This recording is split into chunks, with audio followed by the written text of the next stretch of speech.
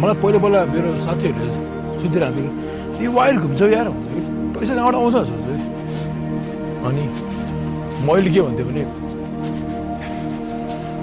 म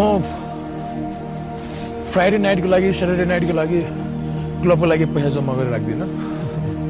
एक्चुअली भने I really don't like clubbing and things like that तर चाहिँ 5,000 भयो भने नि मलाई 5,000 कहाँसम्म पुऱ्याउँछ कुन ठाउँसम्म पुऱ्याउँछ बाइक स्टार्ट गरी चल्थ्यो यसपालि मसँग 9,000 रुपियाँ थियो मलाई मुस्ताङ पुऱ्याउँछ भनेको म लमङथाङ गएर आएँ त्यो घुम्न चाहिँ जरुरी छ क्या साँच्चै हो टु बी अनेस्ट मलाई त्यो 8,000-9,000ले 5-7 दिन मजाले घुमाइदिन्छ भने 4-5 दिन मजाले घुमाइदिन्छ भने वाइ आई लाइक